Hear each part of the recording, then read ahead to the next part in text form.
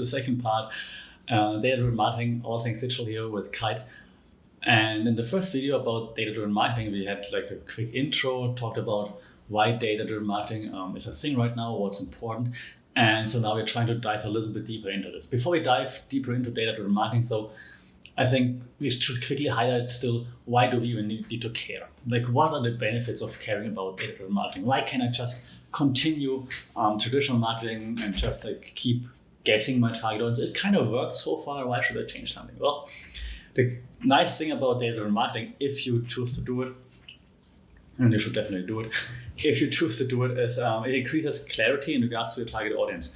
That means you're clearer and more focused on who is your target audience and how to reach them. And that's definitely beneficial. It will save you money, time, and so on. So you always should strive for knowing your target audience better. I think that's self-explanatory and kind of straightforward, right? And I'm not sponsored by Coke, so I'm gonna move this bottle out of the picture for a second.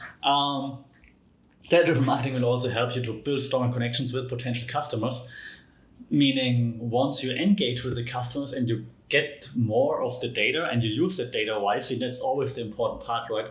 Not just collect the data, but actually use it. You can still figure out like what do they actually like, what are they into, and you can keep sending them messages that matter and not just write them, hey, just here, you bought something 4 weeks ago, just here, follow up, maybe you want to buy something else. So you don't have to rely on those random messages. You can specify, personalize those messages, and maybe strengthen the relationship with existing customers and potential customers, obviously. You also can find the best channel for your promotion, obviously. So you see where your target audience is the most active, which channels they like more. Is your target audience still active on Facebook, for example, or have they already abandoned Facebook and they're only on TikTok or on Instagram, or they're doing YouTube Shorts or Google Web Stories or whatnot, right? So if you know this, this is obviously also very beneficial, will save you money, time, and so on. My favorite part of all of this, however, is the personalization part. I talk about it all the time. I think every other video I mention personalization, but it's just because it's really important. Personalization should be on the core of basically every marketing campaign, because let's be honest, it's 2020, almost 2021. We don't want to have like those random messages anymore. We know that we're using the internet and everyone is collecting our data all the time anyway. So then I'm expecting you, if you collect my data, to use my data for something, well, worthwhile for me. So give me personalized messages that fit and not just random ads that I don't care about anyways. If you look at some stats, and I try to not butcher it, so that's why I'm looking at my screen right now. There are some stats that say customer loyalty has been increased using data-driven marketing, new customer acquisition, customer satisfaction, customer retention, increased revenues, and so on. So it helps us with almost everything, almost every aspect of our business. So data-driven marketing does make sense. There are also two stats, one from ZoomInfo that says almost 80% of organizations say data-driven marketing increases lead conversion and customer acquisition.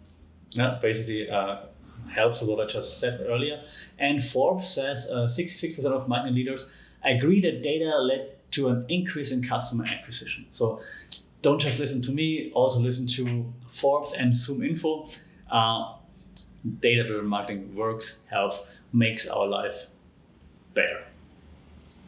All right, so then let's get down to business. And in order to get down to business, we will talk about 3 things in this short mini series about data-driven marketing. And if you want to know more, obviously check out like the whole content that we have all linked here in the channels, where I have like whole lectures or courses, whatever you want to call it, on all those topics. So we will look at data. What is data? How do we collect data? What kind of data do we have? We will look at how does it affect the customer journey, and we will look at how do we track success actually? How can we track if data-driven marketing works and not? And then I have a few examples of implementation for data-driven marketing. All right, that's all starting in the next video. I'm going to see you there.